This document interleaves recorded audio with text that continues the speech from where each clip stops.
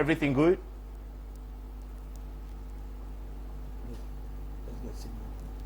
Everything is good.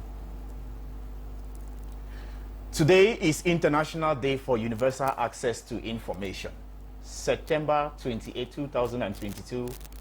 Good morning, good afternoon, good evening, ladies and gentlemen, from wherever you're joining us from across the globe. Welcome to the city of Bamenda, Northwest Region, Cameroon, from where we are broadcasting, bringing to you this wonderful edition, where a cream of fine gentlemen who are reflecting on the theme of this year's International Day of Universal Access and bringing to you their reflection, which I am very sure you will relate very prominently about. I want to assure you that even as we get the show beginning, some of you, I understand, have been connected already for quite some time now. But believe me, we are starting right now. I want to assure you that even as we are sitting in the city of Bamenda today and having this discussion, the global conference that is opening the celebration of this wonderful day is taking place in Tashkent, Uzbekistan. And it is launched with the opinion that everybody, whosoever it is, wherever they are across the globe, have access to information. And it is to recall the crucial and important need for people to implement information acts across wherever they are in their nations and states. Ladies and gentlemen, without waste of time, I want to introduce to you to the panelists that I have with me today. First start, the vision bearer for this wonderful edition. It is my humble privilege, ladies and gentlemen, to say we would not have been here talking about this if this gentleman had not thought about this day, thought about how we should do it, but most importantly, thinking about you out there who need this information, or better still, who need this reflection. It is my humble privilege, ladies and gentlemen, to welcome to the set Baka Derrick, who is on behalf of Hilltopvoices, the concept bearer for why we are doing this live broadcast. Baka Derrick is the National Vice President of the Cameroon Journalists Trade Union, CJTU, known in its French acronym as SNJC. Good evening, Baka Derrick, and welcome on set. I don't know why you're smiling, but that is the list of the large profile that you have, and I felt that I should just leave it at that. Thank you very much. It's actually an honor to share this set with you on this very special occasion. In fact, this is at the center of our work. Exactly. And on day to day, we depend on the information that we get from individuals, from institutions, to be able to do the things that we do. So yes. This is actually very central to us. Remember that across the year, we have many other celebrations. We have World Press Freedom Day, which is celebrated on the 3rd of May. We have the Day to End Impunity against journalists every 2nd of November. But this 28, it's very important because it does not only shape our own opinion, it also shapes public opinion about access to information. Because it's not just about us. Yes. We want a society where anybody can walk up to any individual holding public office and say, please, can I know this? Can I know this? Can I know this? And people have that information. That's the power to economic growth. Derrick, we are very aware of your background as a journalist, but can you give us a brief idea? I know many things must have inspired you to put this concept in place. Please share with us where the inspiration comes from, because I know your love for your community goes a little beyond what every other human being would expect. But like you have rightly said, this concept is born out of the genuine desire to bring an awareness for people to know that they have right to information and for people to know where they can get this information. Yeah. Where would you say this was bettered? Well, in the last couple of years that I've been practicing, I think one of the major challenges has been access to information. And from the many conversations we've had in journalism platforms, yes, this complaint keeps coming up over and over. Now, with a little travel and a little connection to colleagues across the world, I realized that they are a step ahead of us. Okay. And this step ahead of us is because there are intentional efforts in their country by governments. Yes. When I say government, I mean complete government, including the administrative, the executive, yes, the legislative. Absolutely. In that order, they take measures, and the judiciary, they take real measures to make sure that to promote their democratic practice, yes, everybody is obliged to make available information that they hold. Good. A Ghanaian friend actually told me that we were talking about this, and they told me that to them in Ghana, institutions are just custodians of public information. Yes. Once you run an institution, not that you are just custodian of public information, and True. they can need it, they can ask for it At any time. and they should have it when they need desire. it. The Universal Declaration of Human Rights actually makes it a little stronger Yes. by enshrining this as a right. True. And says clearly that, you know, people should have the freedom to seek and to impart knowledge. They didn't say the media only. Yes. And now when you want to do things around our community, you realize how much information is absent from the hands of our people. True. You think that it is good that we be intentional about this process. Very true. And I was talking about a little travel and meeting a few people. What now makes them a step ahead of us? The fact that in most of the countries, Yes. they have what they call an Information Act. Okay. They have an Information Act that obliges every office bearer, every public institutional occupant Yes. to provide information. This act globally handles issues of the do's and donuts. Yes. Okay? Yes. It also handles the issues of what information should not be made public. Of course, it can be information that threatens national security. Yes. Okay? Yes. You don't also expect that such information to be put in public space, put in public because it space. also holds us responsible as journalists. Yeah. We also have to be responsible in the information we share. Very correct. But more than 85% or even 90% of information that's available in any country that claims to be democratic definitely should be available to the entire community. Derek, you say this and I follow you very closely. And my next question is directed to the theme of this year, Yeah. artificial intelligence, e-governance, and of course, access to information. And I want to ask you the question. Situating it in the case of Cameroon, Yeah. is public information a right or privilege? At some point, I actually see things that in Cameroon, in our context, it looks like a privilege. I think so. Which should not be the case. I also think You so. know, the fact that, I mean, you still have events where you go and they say, no, this event is only for the state broadcaster, Yes, means that the private press can go to hell. true. Really, and it's not only a government practice. Lots of non-governmental organizations, Yeah. lots of individuals do that. Yes. You realize that people show up and want information and say, no, we can't give it to you. But your colleague of the state broadcaster calls and has access to that information which you cannot have. That makes it a privilege, which is not supposed to be the case. Yeah. All of us are supposed to have access to such information. And I think no matter how small, because even if I have only 15 people that I attend to as, I mean, if the news outlet of our communication institution, like Hilltopvoices.com, Yes. has only 10,000 followers, Yeah. why do you think that these 10,000 people do not have a access right to the right to information? So I think it should be a right and not just a privilege, like is the case I can see around us. Derek, from where we are now Yeah. and looking into the future, with the vast experience you've had practicing this coveted profession of journalism, where do you see Cameroon enshrining and putting in place an information act that gives the right to the information, the person will need the information to get it at the time they need it and in the quality that they need it? Because often it is not only about accessing the information, but accessing that information in its wholeness and in its quality that it is needed. I think that's where the trade unions come in. True. And our partners of the civil society have to support us in this, because we are not the only people in need of information. Everybody. I know lots of my brothers, I mean, some of them will be on set here, Yeah.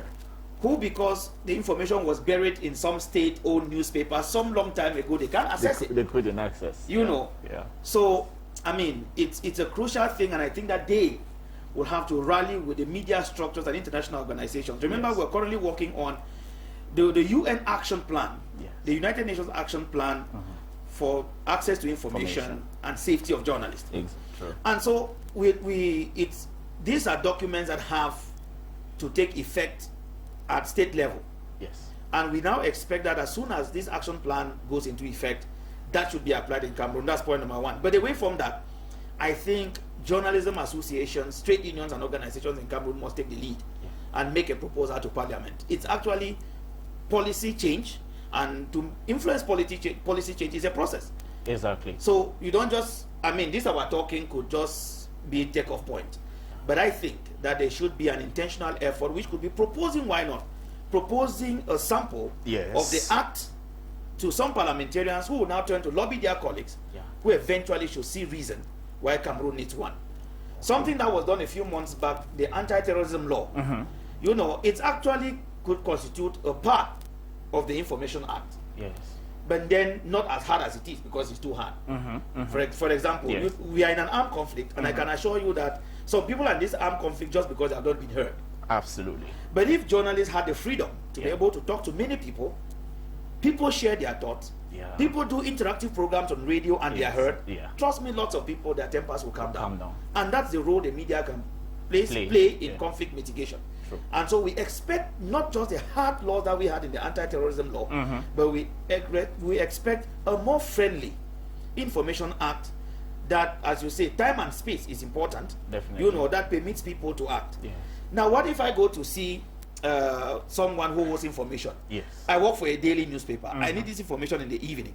The Information Act says that such information should be made available immediately. And the person decides to say, well, let me consult my hierarchy. Like the case in Cameroon. You know, my work has been perturbed. My public has been prevented from the right to information, all of those things. So, Lordship, I think we need to treat this very fast and have this act proposed and see the things that are payable in the act and things that are not payable. And in that way, we can move forward in our democratic and development process.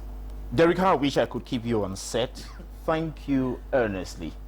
First, for making this happen with your array of partners who are also supporting us to ensure that this live broadcast is a reality. But secondly, in your capacity as Vice President for the Cameroon Journalists Trade Union, for also putting your voice as somebody who is not only conscious of the needs in the society, but doing it from a position of authority. And I am very, very sure we have people listening to us who can make this happen. And of course, your clarion call for everybody to put hand on deck to ensure that an Information Act in Cameroon is a reality will definitely be sooner than later. Ladies and gentlemen, Baka Derek is leaving us.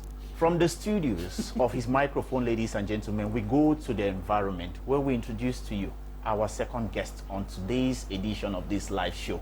We are bringing him to this Mr. Wilsie Emmanuel is joining us today. He is the director of the Cameroon Gender and Environmental Watch. All right, Mr. Emmanuel Wilsie, thank you very much. Please make yourself very comfortable in this, our very comfortable studio too, I should say. And I am sure the arrangements to have you here today is just in place. You're welcome on the set. Thank you so much. I should say that the reason we are having Mr. Wilsie Emmanuel on today's edition of the program, or better still on today's edition of this live show, is to give you a very holistic perspective of the right to information. And Mr. Wilsie is intended to share with you where can people find environmental information, which is very fundamental. It is very pivotal for national growth. Mr. Wilsie, my first question is, what do you think? Is public information a right or a privilege? It's a right. Oh, it's a right. I agree with you. It's a right because, and all of us have to work hard for the information to be available. Yes. We have the Sustainable Development Goals, which we have to meet. Exactly. And therefore, we need to communicate impacts. Exactly. And for us to be able to communicate impacts, this information, we need to be prepared to be able to have information available. I agree with you. And to reach this stage, we need also to start thinking about how to approach people in a better way to be able to have the information. And that's where we are thinking about advocacy. Yes. We are also thinking about how to go down to the roots, the grassroots, and also to be able to meet the policymakers. And therefore, in this sense, there is need for us to think out of the box, not to only think the normal way that we used to think. There's entrepreneurship coming up now. There are real problems on the ground that we are facing because our journalism should reflect our local realities. And these local realities, we have poverty, we have unemployment, we have environmental degradation, we have gender-based violence, we have domestic violence, we have the crisis which we have. And therefore, this our method of looking at information should be able to address this. Very true. Comparatively, political information is a little dicey accessing. Information about state policies and all of those kinds of, in quotes, secluded information are hard to reach. Would you say environmental information is equally hard to reach? Yes, because at the same time, it is from the grassroots to the policy level. Because sometimes the information from the policy level, maybe the documents are there, we don't know how to get access to them. Yes. And then also from the grassroots level, maybe the areas, the hinterlands, yes, are difficult to reach. Mm-hmm. And then sometimes there are some people who do good work, yes, but they are heroes that are not sung. Okay. And therefore we need, and that's where I see the role of journalism. Mm-hmm. Not only working on that level of various workshops or seminars or conferences, mm-hmm, but they have to go deep to the grassroots, yeah, and to be able to dig out this information, yes, and be able to make it accessible, because mm-hmm, it is a chain. You start from the grassroots level and you go right to the top. And advocacy, yes, provoking change, you have to provoke change. Yes. And therefore, if we have the power from the ground, mm-hmm, and we make it available at the top, because numbers, mm-hmm, make power. Yes. And that's where I also say that in journalism, we need networking. Mm-hmm. We need trade unions. Yes. We need to be able to think out of the box, to be able to have access to information. Mm-hmm. And that's why I came up with the issue of entrepreneurship, mm-hmm, where we have to also think, why is it that many people want to communicate in the social media? Yes. When I take like my organization, mm-hmm, we want to reach out, yes, our information to the outer world. Mm-hmm. We have much information that we have gathered from the field, yes, but we want it to be available. Mm-hmm. But then we have challenge of how to make it available, yes, because we are not very good in social media. Yes. So I'm thinking that that's another new place, mm-hmm, where journalism can also think of creating consultancy firms, think of creating associations, yes, non-profit, where they can make information available to the people, teach those organizations that have information to be able to make the information available. Let us not only be looking at it from the other angle, but let us also look at it that we have to make sure that the information is available. Yeah, Mr. Wisi, you share your experience with your organization, a very impactful organization doing a lot in the community, and from very popular opinion, so many non-governmental organizations are doing quite a lot in the communities. Yes. And if you ask me, that is where information is generated. Yes. But where do you think, you've mentioned already the limited knowledge in managing social media platforms, which is a very quick medium through which information can be given to the public. But don't you think that there is a problem about documentation of the actions that are taken by these non-governmental organizations, about the impact they are creating in terms of development of their communities? They lack the skills in appropriately documenting their efforts. Yes, that is a major problem we have, as we are more donor driven. Yes. And we are more result driven. Those results, when you end up having the reports sent to the donor and yes, the project is validated, mm-hmm, there is need to see how that information go back to the communities. Because when you are from the grassroots and the movement is from the grassroots and it can build from the grassroots, the power that the grassroots has, with the support of the various networks and the support of the various trade unions, it can reach at the top. And the top depends on politics, and the power is from democracy, mm-hmm, if really when democracy is there. And therefore, when the power is from democracy, the will of the people is strong, and therefore they can be able to influence policy. So I'm thinking that also, why we are also doing this, there is need to provoke, what we make sure that there are those people who do good work.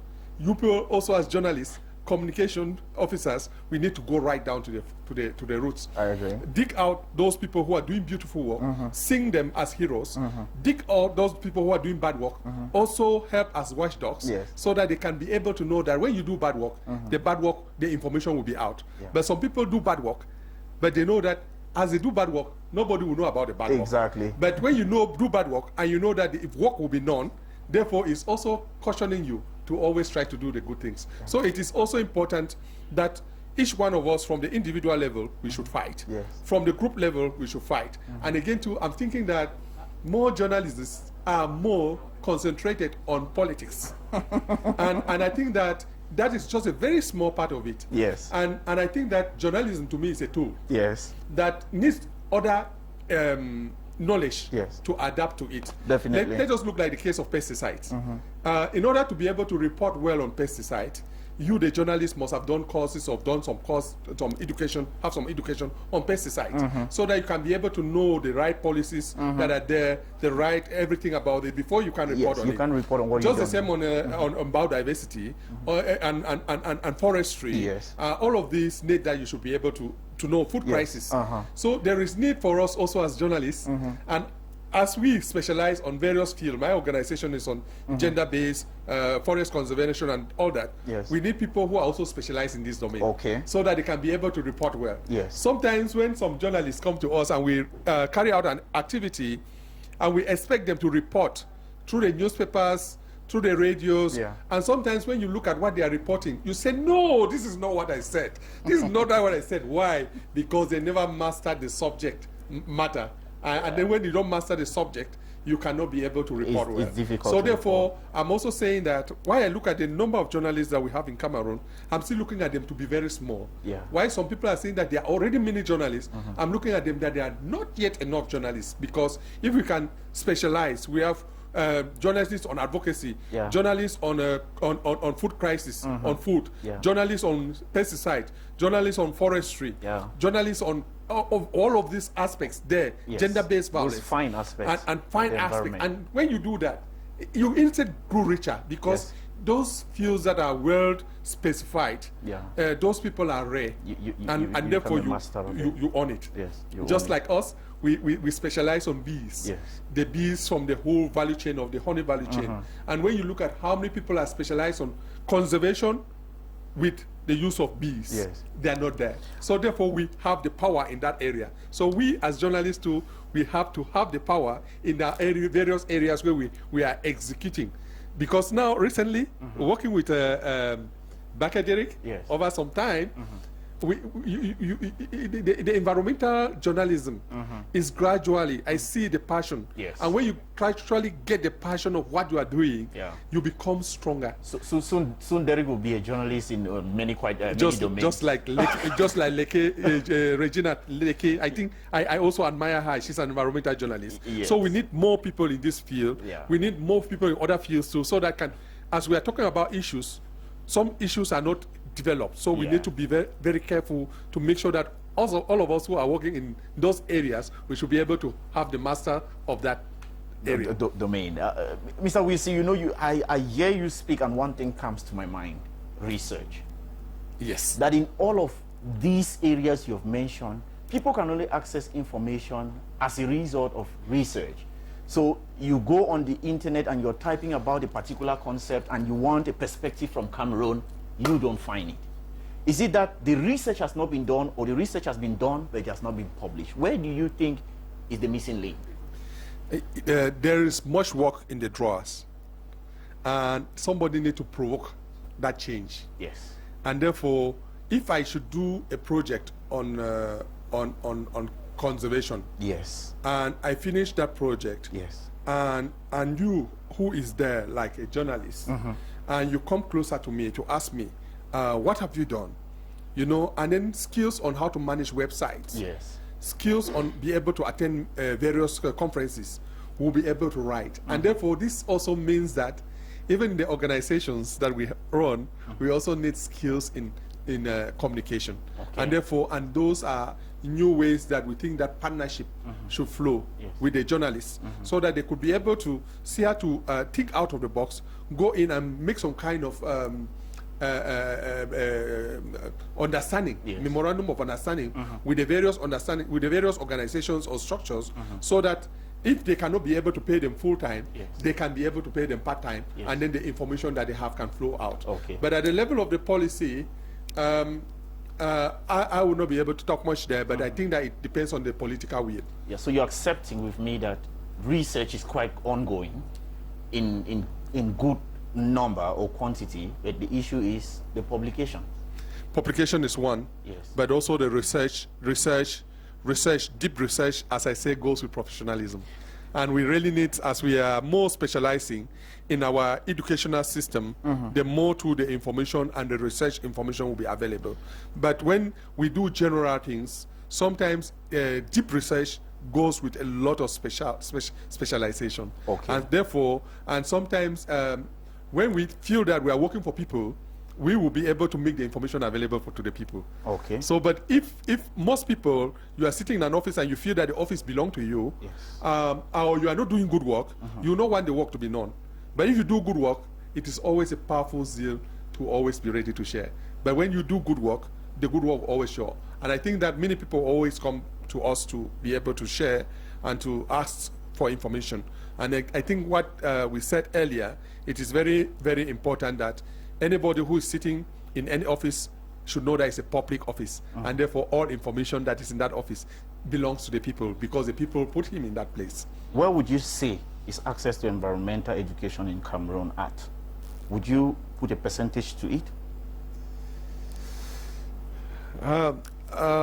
It is. I ask that question because, let's say, for example, I'm a student, final year student doing my master's dissertation. I need environmental information. I'm a journalist. I'm researching a public paper to do my report about the environment. And I am anybody just needing environmental education. Where would I find that information? And would you say it is easily accessible in our Cameroonian context? It is a comparative answer because in real organizations, the grassroots organizations, you participate in looking for the information. Because sometimes, some cases, some people just think that you just come to dig the information. But also you need to come and participate in the developing of the areas, and then before you get access to the information. We know too that there is also what we call some kind of property rights, yes, to some degree. Exactly. And again, I will not think out of the box and create an idea and then it will just go like that. Exactly. So therefore, we must be ready to participate, and it should be a win-win approach. So would you say an Information Act in Cameroon will facilitate access to information? Yes, yes. Information Act is going to facilitate in all our areas. Where do you think is the place of NGOs in ensuring that an Information Act is put in place? It is advocacy, you know. That's why I started by saying that the power of the people, the networks, the associations, working from maybe sensitization towards lobbying, towards various skills. We use various skills to reach the top. And then again not everybody has, when you're a grassroots organization, maybe you don't do advocacy. Yes. But when you make the information available, the other bigger organization at the top, they have the power to touch policy. So therefore, there is need for it to flow from the bottom and go right to the top. But when you say that, when we want to use the top-bottom approach, it will not work. And in many cases, it does not work. But when it flows from down, and you see the information starts being available, and maybe the policies that are there are not good, they'll say, no, you see what those people are doing on the ground?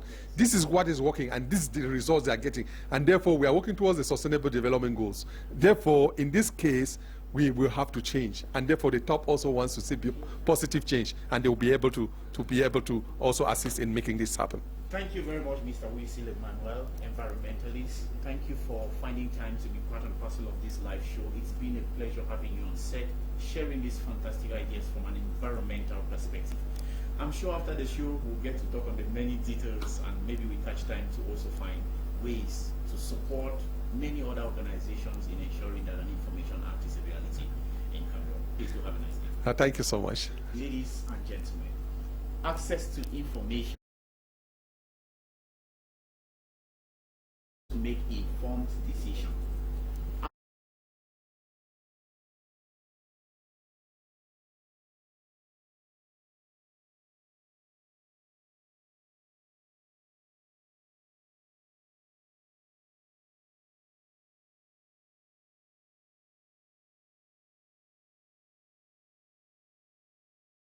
Microphone with me here, just to let you know that Mr. Chiksama is legally blind. Will I be right to say that, Mr. Chik?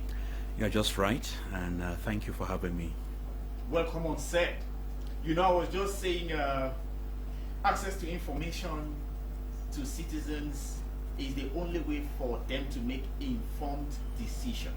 Mr. Chiksama is joining us today on set to reflect the perspective of a disenfranchised group of people, people with disabilities in particular, but generally vulnerable groups.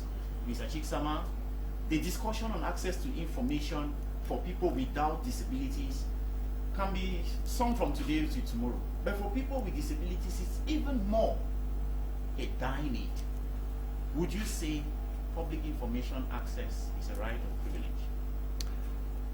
It is a right, Okay. Eugene. It is a right. And I can, on a serious note, say that almost every person in this world Yes. has disenfranchised people with disabilities from information. In one way or I want to say that we are talking about 1 billion persons in the world Yes. with disabilities, and they really just suffer to get information.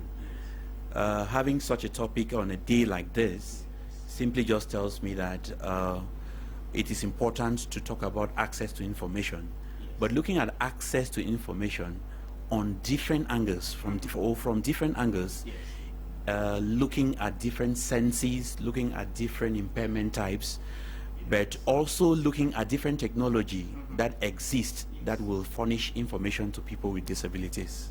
Do you think it would be a ghost chase or a wide relevant project to make this a reality?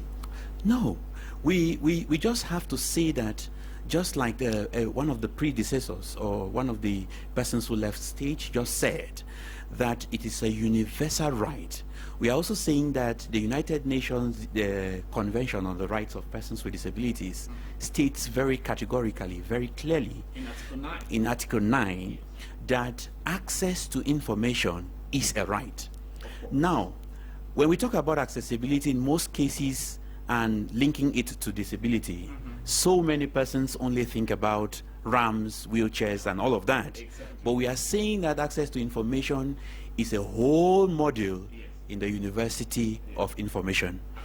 I am saying here that now, when we even talk about information from public space or information even at the communication or the media ends, it is keeping away people with disabilities. I'll use an example. Yes. Now, in most cases, we use audiovisual fora to pass on our information, Such as this one. such as this one. And I'm presently wondering how those who do not hear get this information. Okay, people with Hearing impairment, or those with hard of hearing, or if you like, deaf, those who are living in the deaf culture.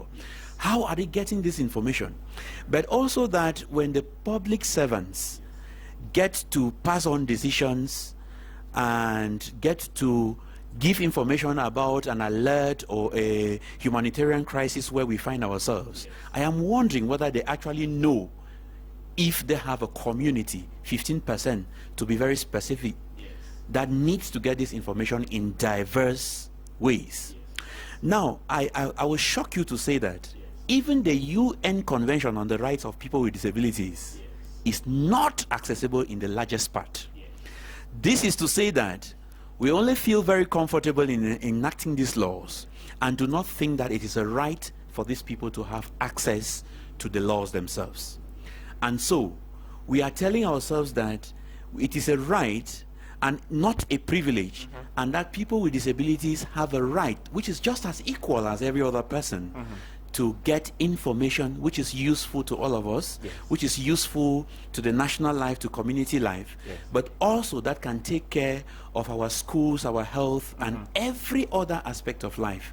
And so, information accessibility gets to look at two important things. Yes. The first one is the communication in itself. Yes. What does communication means? What does it mean to someone with a disability? Communication, to my own understanding, and I hope journalists like you will want to accept with me, that is about someone passing on an information to you. Through a source. You get to understand it. Yes, and you provide You feedback. process it, Oh, yes. and then you can give feedback to it. And if this is to be done, we need to think about other things. We need to look at language. When I talk about language, the public will easily look at English, French, Spanish, and all of that. But if you do gestures, someone also understands, and that is access to information. If you get this information in Braille, it is also access to information. If you get it in audio version, it is also access to information. I mean, all of these, sign language to be precise, because we just came out from the International Week of the Deaf, yes, celebrated last week. I must say that that is one of the most disenfranchised group community among people with disabilities. The disability community. Because they don't belong. We talk a lot, we write a lot, we do a lot of things, and we don't think about them. And so this access to information, to me, really just say that everybody has to kneel down. Cameroon's 2010 law on the rights of people with disabilities and its text of application in 2018 kind of put people with disabilities at the center, acknowledging their need to information. But more recently, December 28, 2021, Cameroon ratified the International Convention on the Rights of People with Disabilities. Would you say these are sufficient instruments in its legal perspective to give people with disabilities the right to information, or there is a need for an Information Act to further strengthen this requirement? I want to take it from the other end, to say that the Information Act remains a stronger tool, but to say that in producing an Information Act for Cameroon, we should be conscious about the principles that are spelled out in the 2010 law of Cameroon, but also the UN Convention on the Rights of Persons with Disabilities. What does that mean? You may still have an Information Act in Cameroon, which may never be known by people with disabilities. That is to say, the act in itself is not accessible. And so the act in itself should specifically say that this act must and should be made available in all accessible formats. Once this intentional statement is made on the act, then we can now begin to put people on punishment because they did not do. Remember, the 2010 law and the Universal Convention or the UN Convention on the Rights of People with Disabilities have no punitive measures. And so this simply tells you that whether you give me the information or not, I have no right to take you anywhere, because there will be no punitive measures taken against me. And so if an Information Act that says that, or that obliges a public servant to provide information when it is needed because the people need it, it should equally say that that information should be available and provided in all accessible formats. Mr. Chiksama, you lead an organization of over 5,000 people with disabilities in the Northwest region who are organized very systematically. Would you say that people with disabilities in the Northwest region have a better experience in terms of access to information based on the work that your association, or better still, your organization has been able to do? Well, thank you for that question. I would say that they will have better, or they will have an edge over other persons with disabilities, other parts of Cameroon, and probably in other parts of the world. And credit goes to? I want to say that the coordinating unit is doing its part. We have organizations supporting us like the CBC Health Services, the CBM International, CBM Global, and all of that, and many other civil society organizations. I want to salute the efforts of Hilltopvoices, because they have often been with us to see that information is getting closer to people with disabilities. I want to also say that much still needs to be done in the area of getting information to people with disabilities. I was speaking in a conference just of recent, and the question I got from a lot of persons with disabilities is, all these laws and principles and dictates that you are quoting, are they available in accessible formats? I said, well, we have tried our part with the little means we have to make available this kind of information in accessible formats. But it is incumbent on the state, it is incumbent on the lawmaker to state it very clearly that all information that leaves the parliament, that leaves the presidency, that leaves wherever, should be available in accessible formats. It is a very nice song that we sing after every decree in Cameroon, that this decree should be published in French and English, and it's registered in the National Gazette. I wonder if they also understand that persons with disabilities need to visit the National Gazette. I wonder if they know that people with disabilities have a right to be public servants Yes. And that even in their offices as Yes. public servants, Yes. they need to have this information in accessible formats. I wonder if the ministers in Cameroon, the parliamentarians themselves, have the knowledge that even in debating, we can still have parliamentarians who have a disability and needs this debate in other forms. Mr. Chiksama, your submissions there would have just been the best way to end your contributions on today's edition of the live show. But let me just take you a little bit behind. Cameroon decentralization law has put local councils at the heart of community development.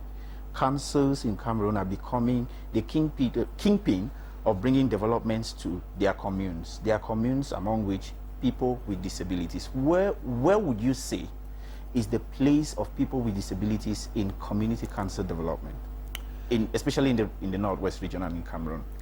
Well, in the perspective of the Northwest region, a lot more councils are getting interested in the actions of including persons with disabilities within their development and other initiatives. Yes. And we must appreciate those mayors who have signed into inclusive development, the councils that have signed into inclusive development. While we appreciate them, we want to seriously decry those who think that people with disability are still a burden to their communities, or who think that people with disabilities are still a burden to the administration. Yes. But equally to say that whoever of these two, whether you have signed into disability inclusion or not, Yes. it remains incumbent on you to know that access to information is a right and not a privilege. Yes. But that the service that you offer, the local decisions that you take, must be made available to people with disabilities. Let them know that you offer these things for them, so that they can get access to it. Why not? It's equal to everybody. Access to information gives rights to everybody, and everybody has equal rights to get to take part in the services that are offered by the decentralized structures in Cameroon. Mr. Chiksama, no better way to say thank you for availing yourself to be part of this discussion. I should say, having you here is also part of the production team's effort to make sure that this live show is inclusive. Thank you so much, and I appreciate very seriously. Ladies and gentlemen, the penultimate member of our panelists is Ngongshong Jean-Marie, an international correspondent for Deutsche Welle, to share his perspective vis-a-vis gathering information. First of all, accessing it, processing it, and sharing with his international audience. Ngongshong Jean-Marie, welcome on set. Thank you very much, Eugene. It feels nice being on TV. I'm happy that you're the last to come on set because we get to have this time for many reasons than one, to laugh about the things that are very laughable about the journalism profession vis-a-vis access to information, but most importantly to chart the ways forward for a practitioner like you who is doing it for a global audience. Please, where do you think is the place of public information? Do you think it's a right or a privilege? I think that it is a right, Eugene, because at the level that I work, you discover it's a total right, because Cameroonians are all over the world. So that's the first thing. Yes. If when you want to write your story, what will you ask yourself? What will a Cameroonian listening to you out of Cameroon in any other country of the world think about it? So you see that it is a total right, because if you are not communicating Cameroonian issues out of Cameroon, then you are leaving Cameroonians out of the whole show. If, for example, there is cholera in Boya, Cameroonians are in London, in South Africa, they want to hear about what is happening in Cameroon. And if you do not have access to this information to communicate to Cameroonians out of Cameroon, and then other citizens of other countries who are interested in Cameroon, you see that you are totally disenfranchising them. And to be, you are depriving them of the right to know what is happening in Cameroon as a citizen, and then as people who maybe want to one day visit Cameroon as a tourist. You know, earlier on when Derek was on the set and making elementary submissions as far as the discussion topic is concerned, he made mention of the state media, who for some reason kind of have the leeway and the right to information at their beck and call, permit me put that in inverted commas, open and close. Would you say international broadcasters like you have those privileges as well? The privileges come at its own time. At times, I'm even tempted to say that it's cultivated privileges. Okay. It's cultivated privileges because we have had instances where we get to regional authorities here in Bamenda. Yes. And they tell you, they shut it down, that we are not listening to you. And just because we have authority from somewhere that will touch Yaoundé directly, they will call you back immediately. And or you go to book for an interview with a regional authority here in Bamenda, like elsewhere in Cameroon, and they will tell you, no, they are not ready to talk to you. But when you talk to their bosses in Yaoundé, and then they see where you are coming from, that, oh, it is Deutsche Welle, it is the Voice of Germany. It is, we use this opportunity so that they should also hear from us. Yes. That's when you hear the regional authorities calling you back. Yes. So, but at times, you also enjoy the privileges that even the state media do not enjoy at times. But there are rare moments. Okay. There are rare moments. That is when the government wants to communicate. Okay. That is when they think that, oh, it is time maybe we do some public relations for ourselves. I was going to ask. That is it. I was going to ask that, do you think the government in that perspective is using the international totally media for public its relations? Okay. And the international media at times will take such stories because I know international media talks a lot about negative news from other from especially Africa. So there are times that when the government wants to communicate, they will just say, okay, let's also hear from them. Let's also hear from them. And that's when at times they would even prefer that they talk to you at that time and not even the state media. But as the international correspondent, 99% of those who grant me access are the people, the population. I was going to say that you've had an experience working for local media in Cameroon, and now you are reporting for an international media. Would you say, what would you say has been your experience working for these two spates of media organization, especially when you're talking to the common man in the street? Is access to information easily accessible for an international media correspondent, or it is more accessible for a local media correspondent? It also depends on the situation. There was a time that we went out to do some video recordings. Maybe it was because there was a member of our team with a different skin color. It was actually a day that there is low or timid economic resumption in town. And we noticed that when they see the logo on the microphone and know that, oh, this is not a logo of a media organ in Cameroon. You see people even opening their windows. They want to open their doors and come out. They want to talk.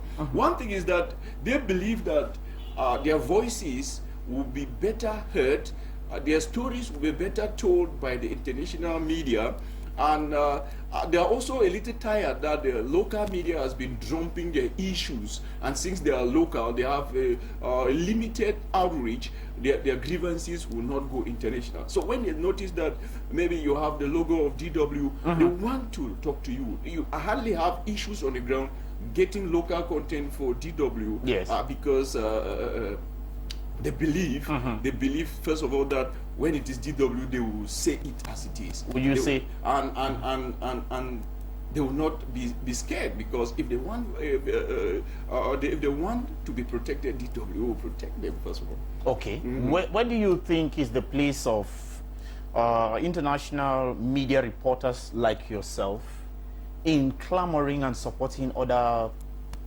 organizations in seeing an Information Act a reality in Cameroon? I think that it's an area that it will not be given less coverage or maybe attention by any international media organ, because if there is no Information Act in any country, the correspondence of any international broadcaster will be unable to actually do a good job, and that will be to an extent limiting to that broadcaster. You know, everybody wants to get the information when it happens, and if there is an Information Act in Cameroon that says that if there is maybe a landslide in Bamenda taking maybe the lives of 10 or 5 people, and the governor must talk in the next 1 hour, and they know that in an hour the governor will be addressing the press by law. They will certainly be happy because it will ease their work. And you know, in the news media, in the world of news, there's competition. Everybody wants to get it on time. I agree with you. I agree with you, Jean. So, I agree with you. Access or an information act in every country will be something that any international media will support and will give it its full weight. I wouldn't say you leave the set just yet. Stay with me whilst we place a cap on this very exciting edition of this live show. It's been a fantastic time with all of you who have joined us from across the globe, but we continue to maintain that access to information can cause citizens to take informed decisions. For instance, in times of elections, in times of disasters, in times of crisis, only when citizens know how they are governed can they hold their governments to account for the decisions and actions that they are making. Information remains power. Therefore, universal access to information is the cornerstone for a healthy and inclusive knowledge society. We continue to emphasize to each and every one of us who have found time to be on this live broadcast that there is no way we cannot ensure that information is available to everyone at the right time and in the right quality that they so desire the information. That is how we saw it, and we hope that the 1 hour we've had on you on this live show has been very fruitful. We would not go without giving a big clap to the many people, organizations that have made this live show a success. We continue to say thank you, beginning with this the owners of this wonderful facility that we're enjoying. Mirror Entertainment, thank you very much for giving us such a wonderful space to air this content and to give people across the world our perspective on this wonderful day of universal access to information. We're also thinking about joint IT solutions. We will not forget the Bamenda 3 Council, a council where I would say is hosting all of us currently in terms of the location where we are. We are not forgetting the Northwest Cooperation Association, who are also ensuring that they give us support as we are bringing this live show to you. We continue to say thank you very much, Cameroon Gender and Environmental Watch, CAMGU, for also being part of this program and for also supporting the production in its essence. We are also thinking about Iwaka. Thank you very much. We are dreaming it, and of course, we are living it. Thank you very much to Bobo Linux. We know very much that our designs are always assured each time we knock on your doors, and thank you for being part of this production. We are also thinking about YG Inc., who are also fantastic in terms of how they support people in accessing information from a general perspective. Koyak, thank you. The coordinating unit of the Association of People with Disabilities have made their presence here, but even in the background, they have continued to be a wonderful support to all the things that we do as journalists, as media practitioners within our community. HOFNA, we can only say there is hope for the needy, and this association has been doing quite a fantastic job. I will not end without giving a big shout out to SORIDEF, Sustainable Run for Development. My name is Loshe Eugene Velon. Until we meet again, information is power. Thank you.